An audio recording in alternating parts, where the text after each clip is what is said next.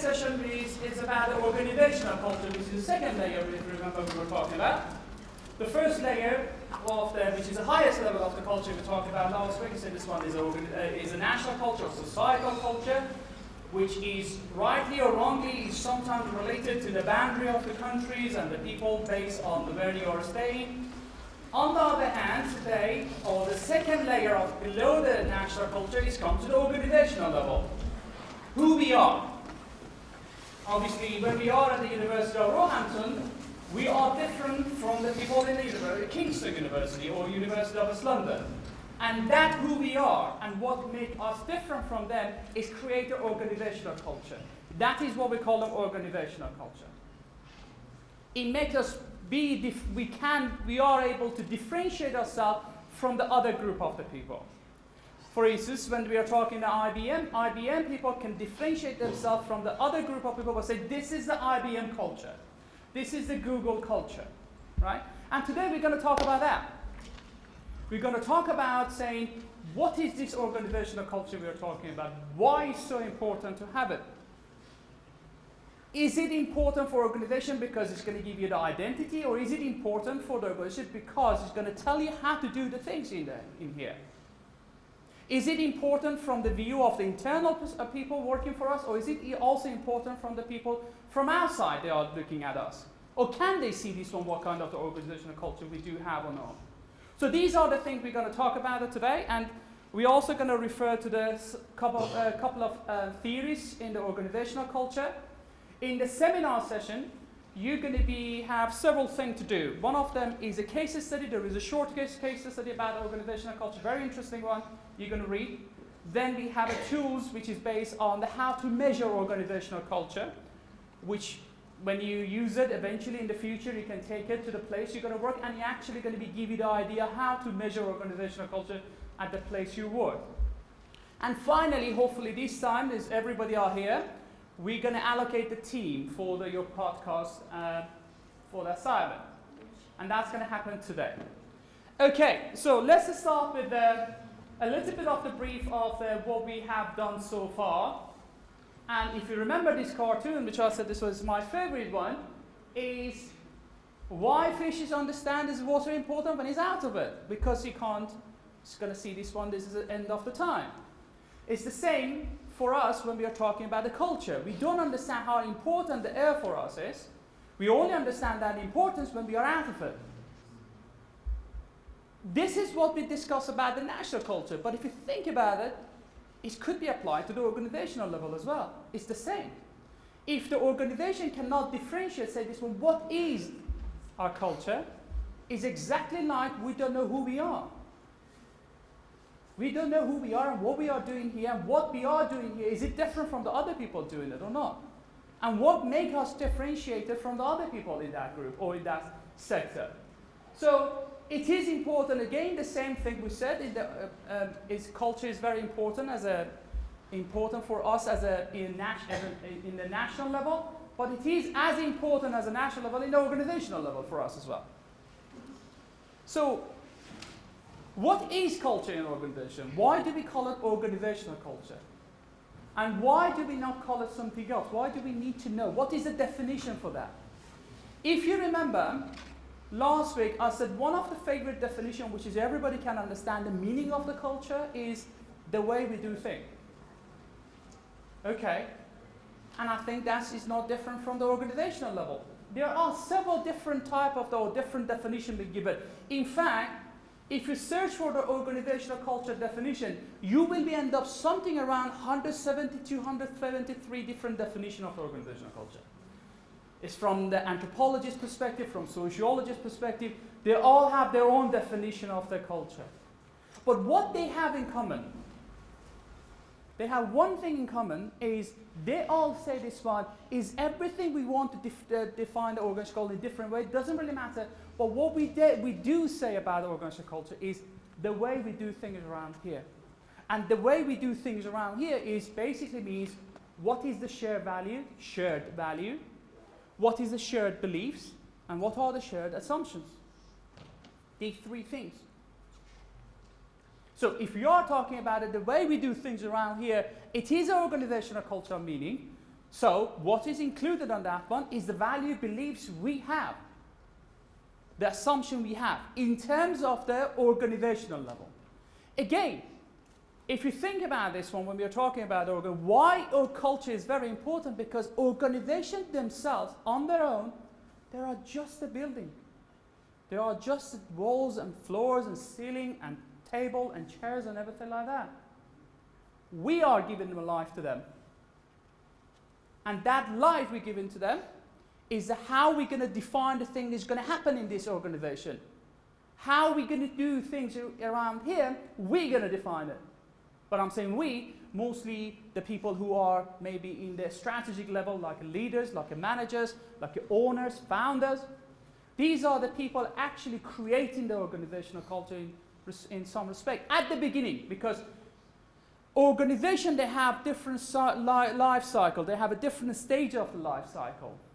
And at the very beginning, maybe yes, organizational culture defined and developed by the leaders, by the who own the companies and everything. But as moving up, and we are going through the different stages, like going to the youth, and then we go to maturity, you will see that one, the other people start influencing on that one. The new people joining the organization, they have an influence on that one because they bring their own culture with that one. The new leaders, they may actually going to join the organization, they may have their own value and beliefs, which they are trying to do the change and bring some changes to the organization. So, if you want to very simple way defining the organizational culture, I quite like this one. The way we do things around here, in our organization, in our business school, or in our University of Roehampton. You will be quite amazed if you go to the other universities, they have all of them, they have business school, but they don't do the same thing. You are going to end up with the certificate or the diploma of saying this one, you graduate from the business school. For the outside perspective, from the outside viewer, they just see this one, you are a business graduate. But you know that one, some of the things you went through at the University of Roehampton, when you talk to your friends to the other universities, it's quite different from what we do. And that is what make us as a Roehampton Business School, University of Roehampton. Because we are different from the other university in many aspects, in many different shapes and forms is coming. So what are the key issues in organizational culture? Okay. One of the things we need to understand is, do we look at the organization as an independent entity or dependent entity? And what do we mean by the independent entity? These days, we all know Nike, we all know KFC, we all know McDonald's, we all know IBM and everything. Some of these older brands, we are thinking about it, some of you actually, we may not actually remember the founder of that one. Well, we know what is Nike. We know that one, what is KFC. We may not possibly remember that one, who actually invented that one anymore, although we know that figure and the picture of the person is actually everywhere. These days, when we are talking about the KFC, IBM, our brain have an identity for it. It doesn't really matter who was a founder of that one anymore. You have an identity for that one in your brain. It's like me. When you call Alireza, you have your cell in your brain actually identify who I am. It's the same thing happening for the organization. When we are talking about IBM, you may not necessarily talking about a founder. When we are talking about the Apple, in the maybe 10, 15 years from now, maybe very few people are going to remember Steve Jobs. In the 50 years time, maybe nobody actually going to remember the Steve Jobs if they just want to talk about the Apple. But if you're going to dig down, they understand who was the founder of that. So because we think about the organization as an independent entity, eventually. So it is an independent entity. So if it's an independent entity, then they should have some kind of the culture, some kind of the value, beliefs, and assumption, which shared among the people in this boundary, what we call it, organization. There are some of the things you all shared here. You all know that from 1 to 2 o'clock, on Thursday evening, every afternoon, 1 to 2, there is a lecture in this room. You all share that. You all share that when you're supposed to come here. You have some kind of the values I need to attend. I need to attend the seminars. So this is the shared among you guys, and also with us. We are not separate from you in a way. We all together creating this university, Roehampton University. We all together now, we are part of the CCM, cross-cultural management. So it's shared among the people, member of the organizations.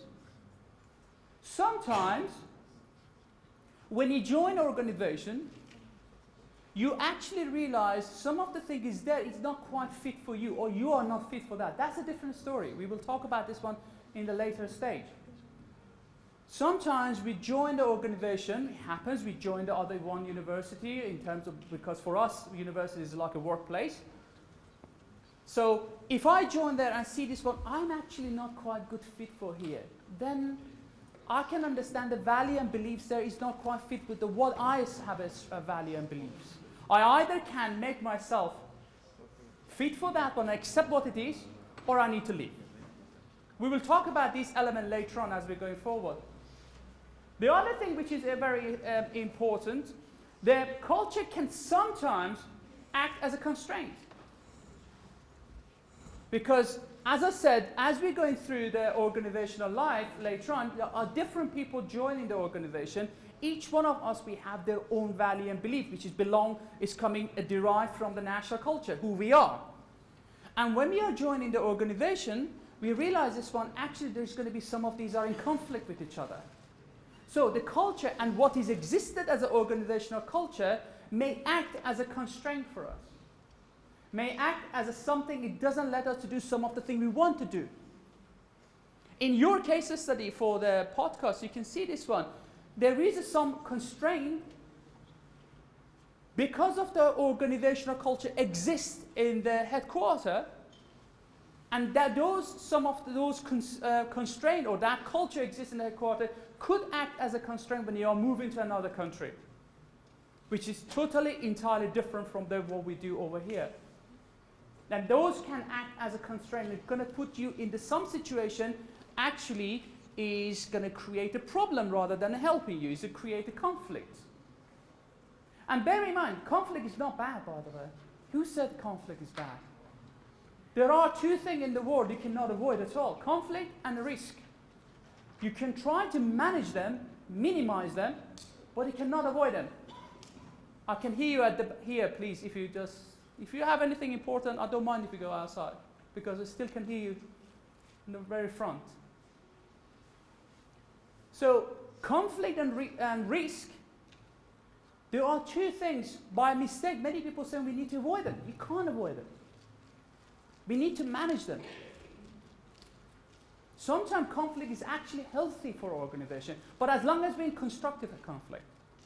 Not because of the I hate your face, or I don't like you, or because of the race, or because of the ethnic minority. That is unconstructive conflict. But if it's a real conflict because of something really you think you believe in, that one is interesting or is good, and opposed to somebody else, you eventually should be able to, one of you convince the other one, okay, you're right. And that conflict is going to help to improve. So the conflict is not bad. So don't get me wrong when I'm saying this one. Sometimes culture can create a conflict. It acts as a constraint, but if it's created a conflict, if it's a constructive conflict, then actually can serve to improve people or organization. So, when we are talking about organizational, so what is organizational culture going to have an impact on? So, if we are saying this one, this is a value, beliefs, assumption, and everything, so they should have some impact. It's going to have an impact on one. The very first thing they're going to have an impact on is making decision. Who's get promotion? Who's getting the reward? How are we going to do this one? How are we going to deal with this situation? How are we going to deal with that situation? The decision are made is going to be based on the cultural element that exists in the organization. So the culture have a major impact on the how and what we're going to decide. The second thing is who's going to make that decision? Who is in charge of that decision? Then it's going to tell you that one, okay, how are we going to distribute the reward, if there is a reward? How are we going to do the punishment, if there is supposed to be any punishment? How are we going to do that? How are we going to actually promote someone, if we're supposed to promote someone? if everybody get the equal rights, or everybody get what is it based on the performance, or is it based on the contribution? Is it based on the loyalty? What is based on? Also, how we are going to treat the people. Is it this one is going to be very long, a tall organization with the level of the hierarchy, which is there are going to be there are this layer over layer of the supervision and the management level and everything. Oh, it's going to be a flat and based on the basically horizontal integration rather than the vertical integration. Then how the organization respond to the environment? Or the environment keep changing, what we're going to do, what we're going to do to that. Are we looking for the flexibility? Are we looking for the stability? You will see later on when I'm talking about the CVF, you see this, so one of the dimensions we are measuring organizational culture against is whether the organization is looking for the stability or flexibility. Companies like Apple, they don't want the stability if you think about it. Yeah, they want the stability in terms of the market to be on top of the market, but in terms of the environment, because there is every day changing, the technology changing, people require different things, they can't be stable. They need the dynamic, they need to be dynamic. So they look for the flexibility. Whereas companies like Pepsi, Coca-Cola, yes, they have some kind of flexibility, but the major, if you think about it, they are very stable. They are looking for the stability. And whether this stability, flexibility depend upon where you are in terms of the life cycle of the organization. When you get to reach the maturity level, what's going to happen to that? Are you looking for more stability or still looking for flexibility? These are the things we're going to move and talk about it as we're going through, and they are very important elements related to your case study and assignment eventually. So, we talked about the cultural layer. I'm going to just refresh your mind on that one. The very top one is societal or the national culture, which we introduced the Hofstede's work on that one last week, and we specifically concentrated on the two dimensions of the Hofstede, power, distance, and individualism. The second layer is the organizational level, which if you think about, if you want very famous people like Shine and Cameron and Queen and these people work on that one. Then we move to the occupational, there is a regional, and finally the lowest level is the individual level of the culture, is who you are individually. And as I said, for the purpose of the DCCM, we only concentrate on the first two levels, and we leave the other layer for maybe some other time or some other subject to go through with that. So, then somebody may ask us, well, where actually the organizational culture coming from? Where is the origin of that one? If I have to be very crude on that one, I would say the very first place can organizational culture coming from is from the founder or the manager. When you are establishing the organization, you bring your own things to the organization. You see it as something, as a project you want to develop, and that's you become part of that one, and that become part of you. So you become very much involved, and therefore organization becomes some kind of the develop from the what is the value and belief for you. So you have a big impact on that one in the first stage. Then later on, manager will come along, and they're going to bring their own value and beliefs. They will have their impact and influence on the organizational culture. So the first things, it could be, this organizational culture originate from the people who are actually founding these organizations. Then, what is our vision? What is the organization vision? What we are trying to achieve in the long run? And in order to achieve that, we need some certain level of the guideline for that. One of the guidelines would be to put these all together. It could be what we're going to do things around here, and that could be the definition of the culture again. Or management style or leadership. What kind of the management style, leadership style we want to know? I gave you an example of this one. Steve Jobs, when he was sacked from the Apple, they brought the guy from Coca-Cola. In 2000, Apple was on the verge of the bankruptcy. Because what Steve Jobs created was very, very innovative organization, very adhocracy organization, which is based on the technology, development, flexibility, and this kind of thing. Whereas the person who came from the Coca-Cola, the mentality was based on the stability. So in that, it was a conflict, and the company which was established and defined based on adhocracy and innovation and innovativeness and being flexible, didn't respond very well to stability. Did not respond very strongly to the stability. Then, of course, personality. Personality of the people over there. Specifically founder. Steve Jobs, again, another person. It was very active person. This was very innovative person.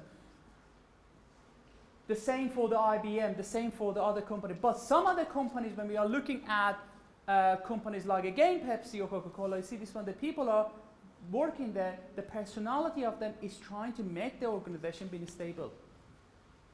To go through it's more profit, bringing more profit in a stable level. And the most important thing, possibly we ignore that, what is the business nature? Which business we are in? If you're in the business, that one is like competing as like an Apple, which is everyday new thing is coming. You can't wait, and you can't be just say this one, okay, we will see what's going to happen. The wait is actually cost you money. It's going to make you that when you're coming out of the market. It's the same thing happened to Nokia. It happened to Kodak, if you think about it. They were too late to respond to the market. They were too late to respond to what is the nature of the business. And product type and environment, and of course, national culture. What is the value and beliefs of these people we are operating? What is our national culture? So the national culture, it is a big influence on the organizational culture, has a major impact on the organizational culture. Because organizational culture created by us as a human. And we have our own value and beliefs, and we are bringing this one to the organization with us. Then the question is, okay, fine, we understand who these people are going to actually define the organizational culture, establish organizational culture, create organizational culture. So how are the other people going to learn about this? How are the other employees going to learn about this one? Generally, there are two ways people can learn. In the formal way, like some of the rules, regulation, when you join any organization, I'm sure that when you join the University of Roehampton, they give you the handbook, did they? The handbook, okay, these are the things you're going to do for the next 3 years. You need to pass a 360 credit in order to get your degree. First year, you're going to do the 6 subjects. Second year, you're going to 6 subjects. This, and this is a chart. This is what you're going to do first year. This is the rules. These are the formal way. You start learning about how we're going to do things around here in Roehampton. Some of the things you learn differently in an informal way. As you join, you start learning that, but okay, how I'm supposed to deal with my lecturer? Are they my lecturer very strict or not? How I'm going to deal with the situation? How I'm going to do this kind of thing? How I'm going to get here? How I'm going to do... These are the things you start learning informally. Nobody telling you about it. Nobody telling you about what is your relationship with your supervisor. Nobody going to tell you what is your relationship with your tutor, how you're supposed to talk to them. These are something they're not going to tell you.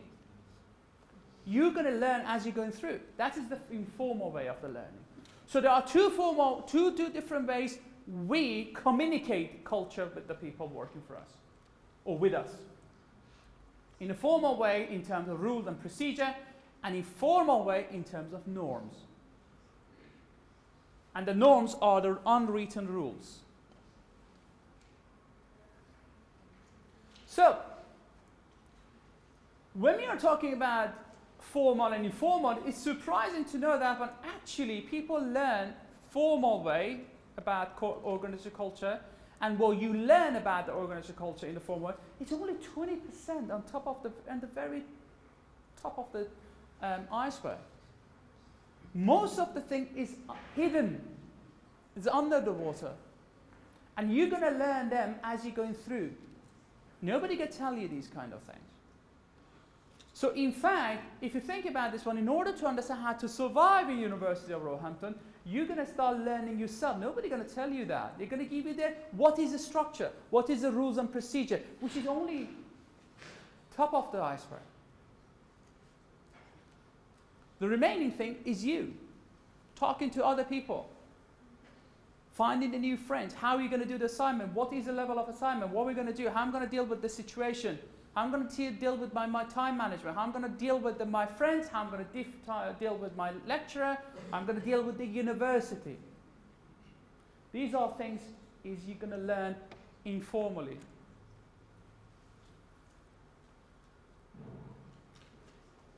So, yet again, just going to say this one. So what we are talking about, the organizational culture, is this one, the way we do things. It's a very simple definition. If you keep that one in mind, then we would understand what we are looking for, how we can change if we want to change. Because although I said this one, organizational culture is something there, but there are ways we can change it if we want. You will see today in the afternoon, we're going to use the tools OCAI, Organizational Culture Assessment Instrument. Is going to help you to define or measure the organizational culture exists. And it's also going to ask you how you want to see it in the future.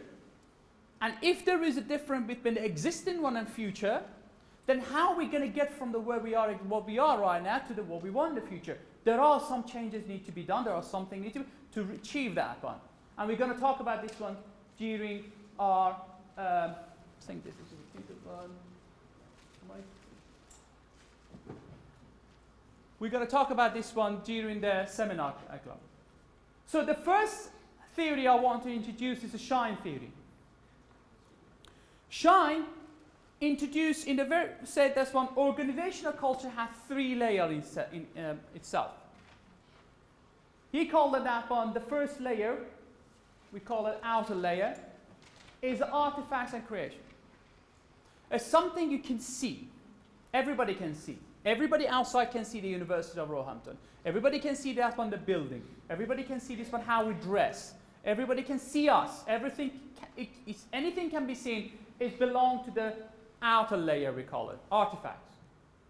But there are something nobody can see from outside view. If you're somebody walking outside on the main road, they can see the university building, business school, but they don't see what are the values and beliefs we have here. They don't know that. They can't see that. They can't see what are the basic assumptions we have over here. They don't see how we are working together. They don't know, or they don't see how you are coming to sit in the class. What are the things we are asking to do? Unless and only they become part of it. So you only understand the second 2 layers of the middle and inner layer when you are part of the organization. If you are not part of the organization, you only can see the outside. If you go to the HSBC headquarters in the city, if you're outside, then you only see this one. There is a very long, there's a tall building, and you will be impressed by this building, how beautiful is that, and so on. But you don't see what is happening inside that one.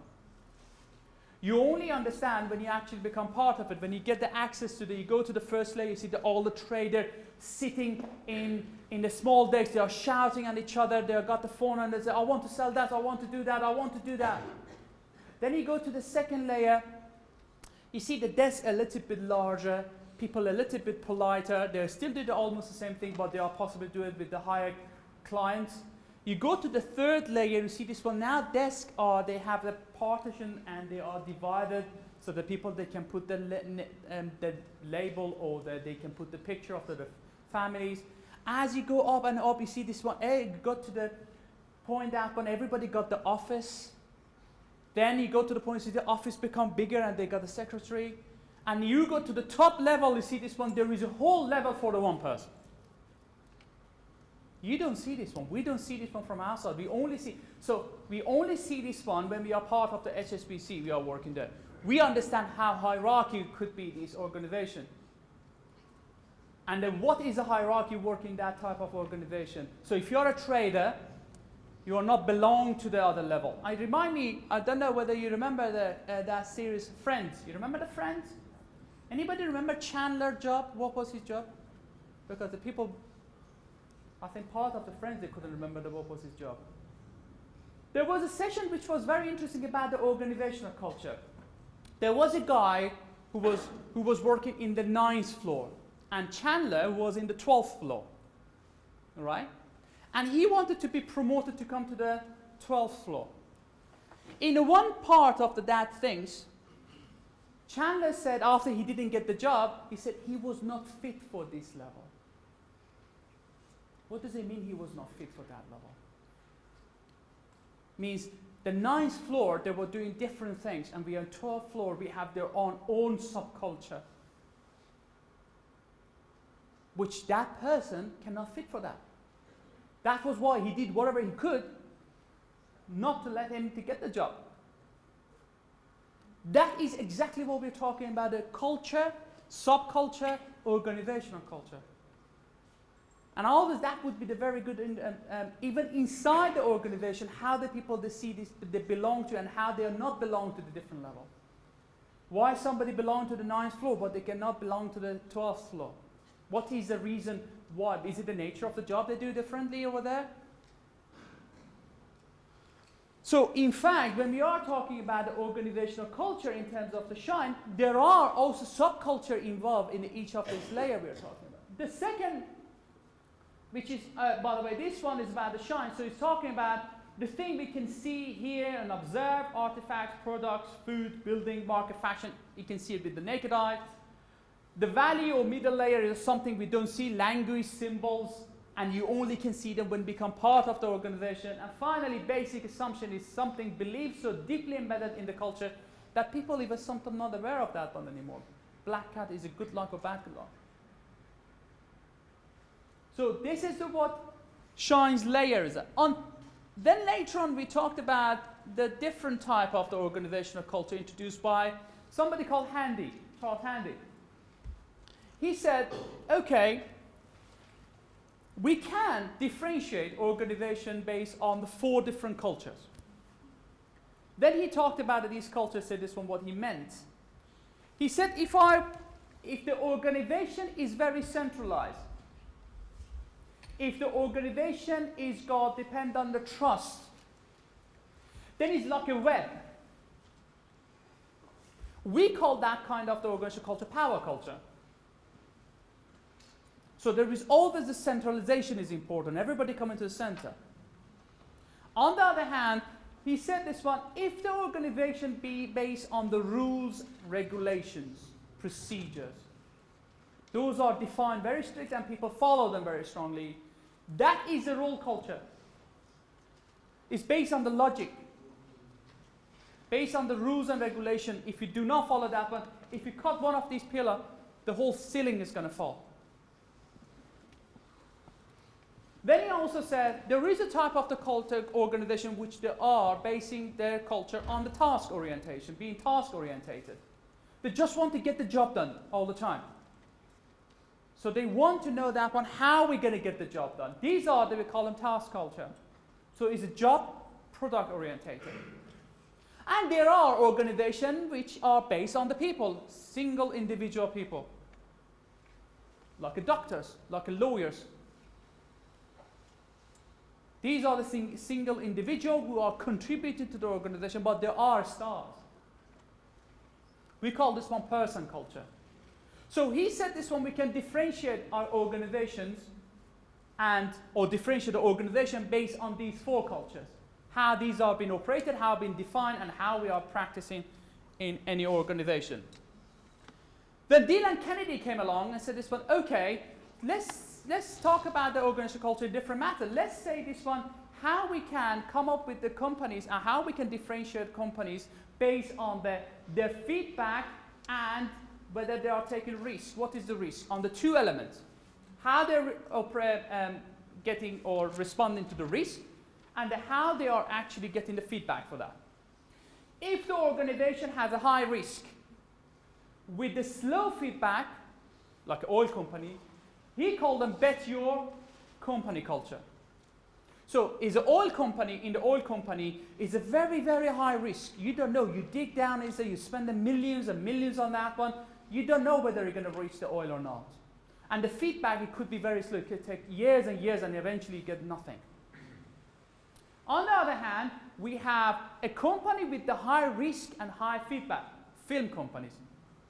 You produce a film, as soon as you hit the box office, you know whether it's doing well or not. It is a high risk. We have several examples of the very good film which they hit the box office. They thought it's going to be very good sell for them. Never happened.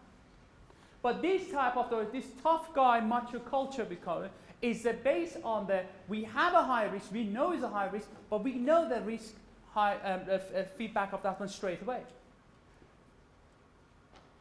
Or we can have a low risk with a slow feedback. These are the companies like insurance companies. This insurance company, they're never going to lose. They're never going to lose. Okay? Because the point is, every single one of us, we need to have some kind of insurance if we are driving. And how many accidents are going to happen? But, so this risk is very, very low if you think about it. But their feedback is also low because compared to what they get in the pennies or this and that from each one of us, it's a slow feedback for them. And also we have work hard, play hard culture, which is something like a McDonald's, which has got the low risk and high feedback. You don't even get your food before you're paying. So they actually get the feedback before actually giving you a product. These are the companies we call like a restaurant, like McDonald's, any of those restaurants they call them. So it's a work hard, play hard kind of the culture. It's come up with Dylan Kennedy. Then we got one of the very famous organizational culture theory, which is, I don't want to bore you about this one, it's based on the sociology aspect of the culture, because we have two different schools of thought in the organizational culture, by the way. I should have said this one at the beginning. There are one school of thought, which is the anthropologists. They say organizational culture is everything. It's everything.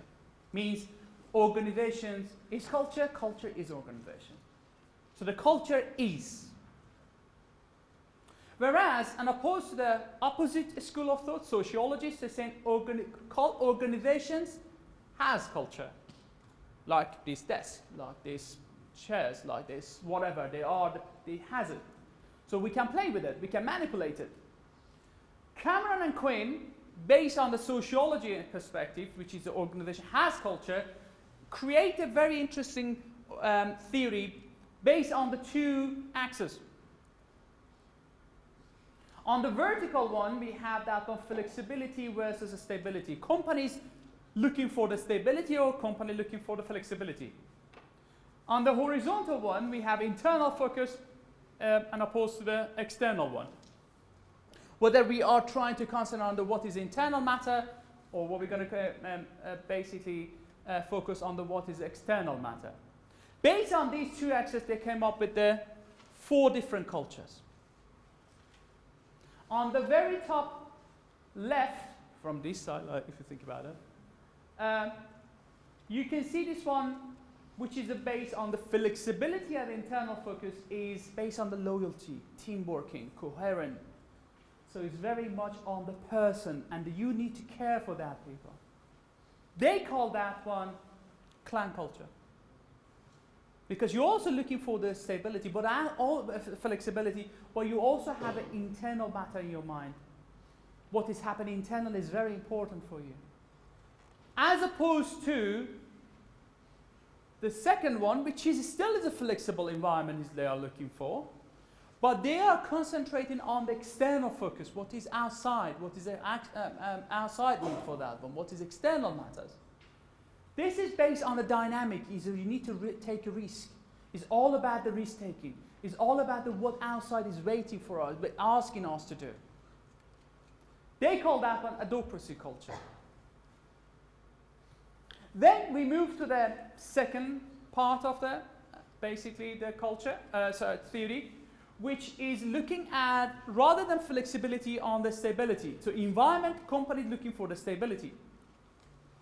But those companies that are looking at outside, the external important for them is they are product orientated, they are job orientated, they are looking for what is outside, what is the competition, what is the competitors they are doing, what they need to do in order to achieve the market share, higher market share.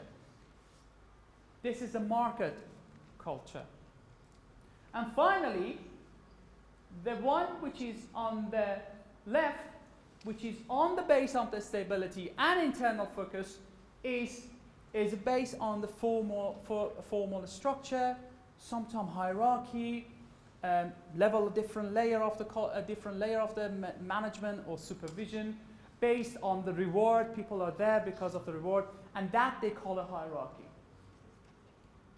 Well, what is interesting about the Cameron and Queen is they never ever say there is only one culture in every organization.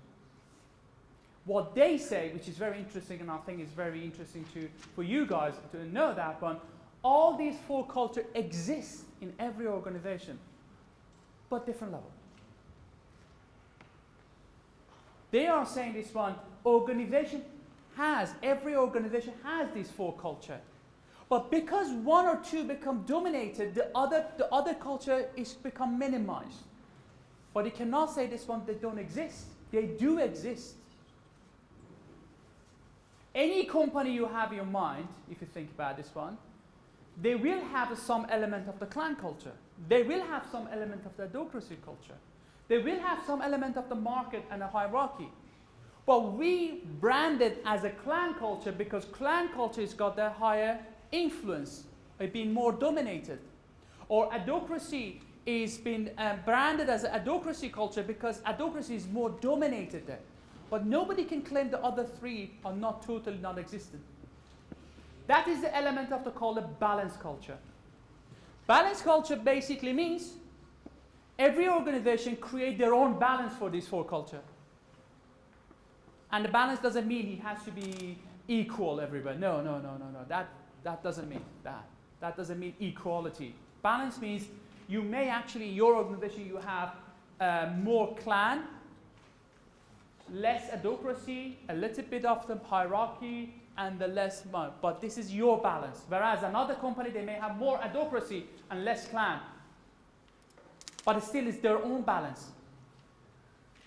So the balanced culture doesn't necessarily mean equality here. The balanced culture, you define, your organization define it, how these for this organizational culture exists. We're going to practice this one. There's the tools, I told you this one for today afternoon for the seminar. You will see actually how interesting that would be. It can actually identify the organizational culture exists in any organization you work. And if you haven't worked before, then we're going to ask you to kind of analyze the University of Roehampton for that one. And you will see this one. It is very, very, very difficult or highly unlikely any of these are become zero. Non-existent.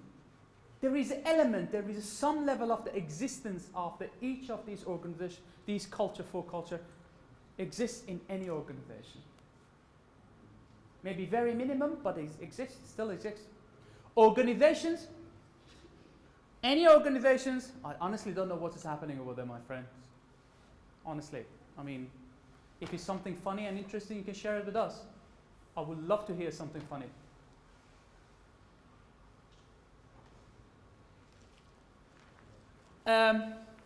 Sometimes I forget about what I want to say.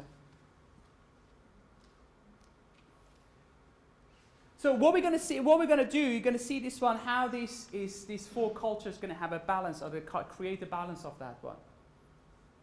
And you will see this one, how we can actually change this one, what is our view of that one for the future. And therefore, the steps we need to take in order to change this one from what it existed now to what we want to achieve in the future. There are things you need to do, of course, if you want to do the change, but change can happen.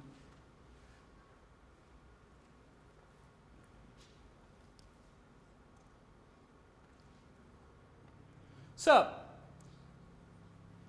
if I want to put them together, everything so far, this is the two, as I said, the last week and this week we are basing on the foundation of the CCM.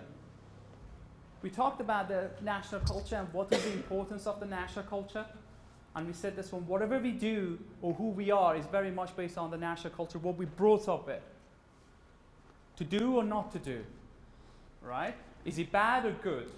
Is we need to do it or not to do it? Then the second layer of the culture, which is very important for us, is the organizational level of the culture. Is the how we do things in this organization. If we are part of this organization, what we're supposed to do, how we're supposed to do it, who we're supposed to report to. Okay?